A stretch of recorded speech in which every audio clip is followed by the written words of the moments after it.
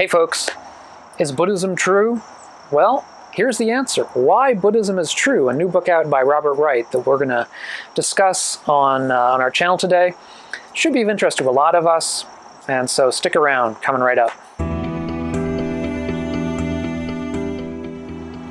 Hey folks, so I'm Doug Smith. I'm study director at the Secular Buddhist Association, that's secularbuddhism.org. And if you're interested in helping to try to create a wiser and a kinder and a less stress-filled world, consider subscribing to the channel. We're going to have videos out like this roughly once or twice a week whenever I can get around to it, but certainly on Mondays that should be pretty doable. And we're going to be discussing issues of early Buddhism, secular Buddhism, secularism generally, and other kinds of related topics. So today we're gonna look at this book by Robert Wright called "Why Buddhism is True." It's gotten a lot of press. I've seen reviews at least in the New York Times and the New Yorker recently, which is unusual for a book about Buddhism. And I think it's partly because of who wrote it. Robert Wright is a very eminent writer about journalistic issues of science and so on. A very good writer, and as a result, he brings a high profile to this question. But I don't think I can start talking about the book without talking about the title. And this is something that Robert Wright himself talks about in some of his, he does videos, he does some video discussions of it. Basically, I have to say it's a clickbaity type of title. When he says why Buddhism is true, he's not talking about the many of the more, sort of sexy elements of Buddhism that we have problems with in the secular community. He's leaving aside issues of rebirth, he's leaving aside issues of heaven realms and hell realms, he's leaving aside issues of active karma, all the kinds of things that we might say, I'm not sure that's really true, or at least it's not really established. Instead, what Robert Wright is doing is a kind of secular Buddhism. And when he writes that Buddhism is true, when he argues that Buddhism is true, what Robert Wright is basically saying is that Buddhists, the broad claims that Buddhism makes about human psychology, about how we get ourselves into trouble, about our illusions and delusions, these things are generally true, or at least have been, to an extent, verified psychologically by experiment. So let me go into what I would say 3 positive aspects of the book and 3 negative aspects of the book, 3 good parts and 3 bad parts. And I'm doing this out of a sense of balance, but let me just say, just to begin with, and I'll probably try to finish up with it as well, it's a very good book in general, and I think it's something that a lot of people would enjoy.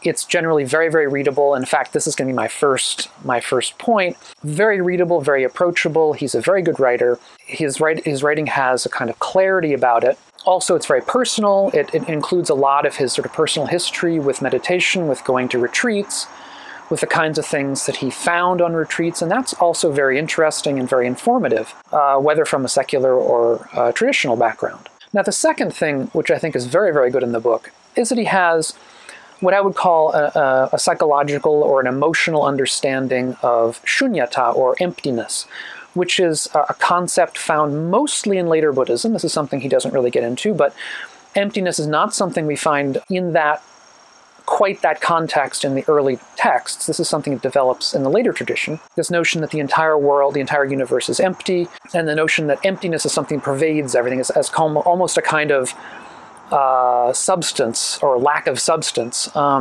pervading the universe. He interprets, I mean, he does go both ways on this. He talks about the ontological interpretations of emptiness, but he also, I think, very, very skillfully and correctly gives an understanding of emptiness that is psychological. So let's back up here. Emptiness of what? In particular, it means emptiness of essence. And in the Buddhist tradition, I think largely that is taken to mean, and the early Buddhist particularly tradition, is taken to mean that everything is always changing. So there's no permanence anywhere.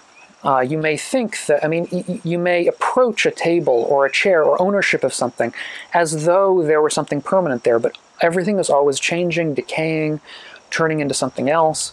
There aren't any permanent essences. In the Western philosophical tradition, however, essence has a particular meaning which I think in contemporary Buddhist understanding gets glommed onto the early Buddhist notion of emptiness, and I think, overinterprets it. To his credit, Wright seems to push back on that. I mean, at least in one footnote, he's noticing that what he's doing is not the Western philosophical idea of emptiness, of essence, but instead he asks, well, okay, what does essences mean in a psychological sense?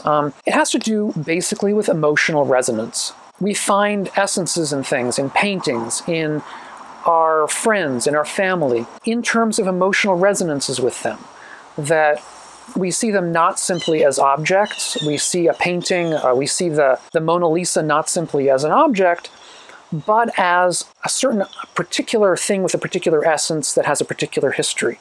So that if we had put a copy up instead, it wouldn't have the same essence. It would be something else. It would be something different. And I think what Robert Wright's point is that the notion that the universe is essence-less is basically a notion that these emotional resonances are not something in the external world, but they're instead something that we put upon the external world. They're a psychological kind of overlay.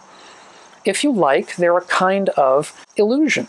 And that part of Buddhist practice, a central part of Buddhist practice, is to see through that illusion, to see things as they really are, to see things with equanimity, that is to say, without this kind of grasping emotional resonance. Another way to put this would be, if we owned the Mona Lisa, we would want to cling to it.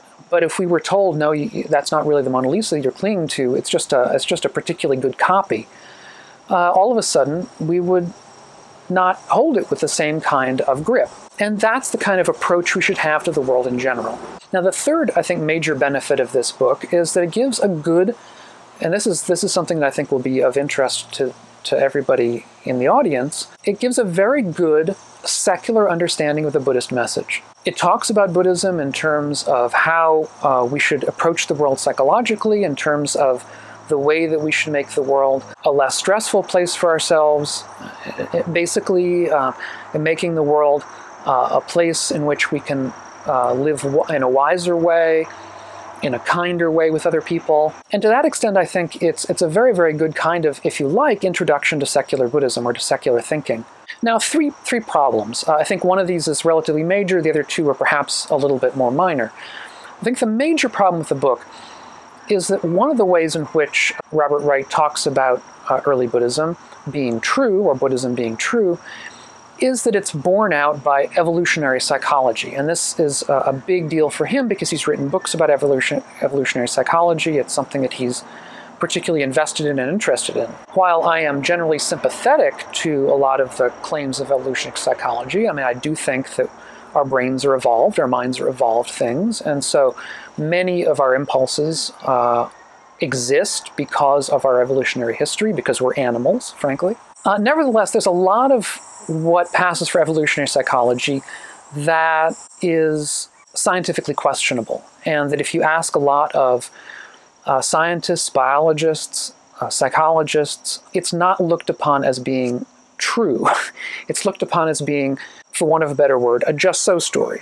So we find some aspect of the way we think, and we think to ourselves sitting in our armchair, okay, what's some possible evolutionary story for this? We cook one up, and then we say, this is the evolutionary story for this. And that's a little too simple. I mean, for example, in one part of the book, I believe Wright talks about our ignorance and asks, what could the evolutionary story for ignorance be? Well, I mean, is there an evolutionary, there's also plenty of plenty of baggage that we're loaded with that isn't there because of some selection story. It's just there because other things are there and it just comes along for the ride. It may be that there's no evolutionary story for why there's ignorance per se in the human mind, but it's just that, the way perception developed, it just didn't develop perfectly. And as a result, ignorance came along for the ride.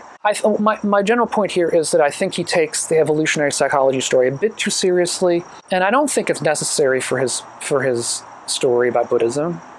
Buddhism is what it is, whether or not there's an evolutionary story for it. So I kind of wish that he had written the book with less of that as an emphasis. Second problem, which I think is related to the issue of the title of the book, is that Wright is a little bit in the book, a little bit too enamored of, I would say, the big questions, the sexy questions in early Buddhism or in Buddhism, about non-self, what does that mean? About emptiness, what does that mean? How do we interpret that? About awakening, how do we interpret awakening? How do we interpret enlightenment, nirvana?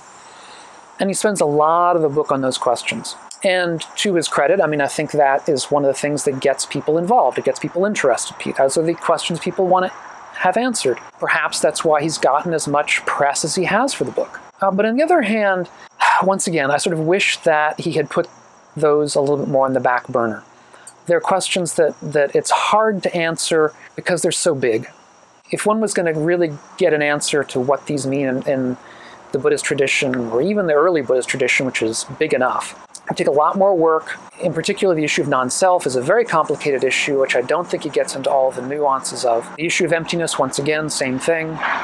So I think it would have been a preferable book if he had spent time, instead of dealing with awakening as involved with non-self and emptiness, which is sort of how he frames it, if instead he'd looked at awakening as involved with absence of greed, absence of hatred, absence of ignorance, which is also how it is actually described in the early tradition. I think that's a much more tractable kind of way to approach awakening.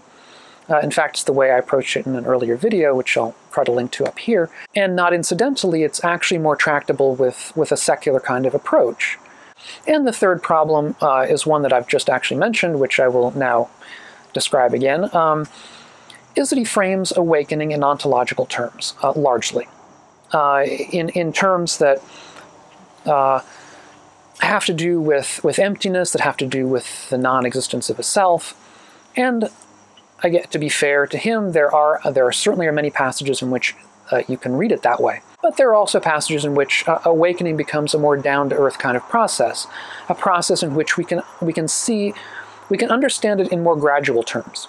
If our understanding of awakening is to understand non-self, is to understand the emptiness of essence of all things, awakening becomes an almost all or nothing task. Either we see this or we don't see it.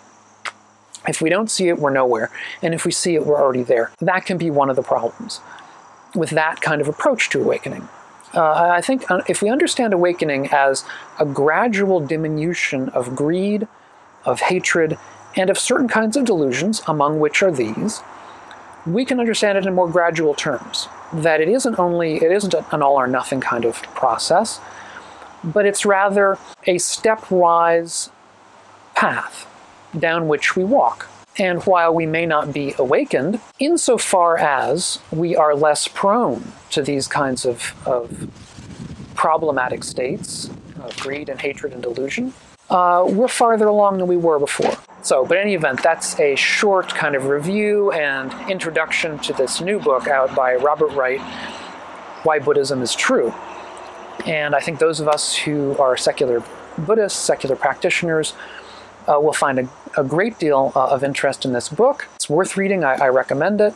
I'll try to link to some of Robert's videos. I think he has a channel, video channel that I can link to here. Very approachable, very clear writer and thinker. So I hope this is useful for you. If you're new to the channel, welcome. I'm really glad to have you here. And if you've been here before, welcome back. Once again, I'm really glad to have you back. We do talks like these roughly once or twice a week, so consider subscribing if you like what you've heard. Leave us a thumbs up. Also, if you've read the book, I'd be interested to hear your thoughts.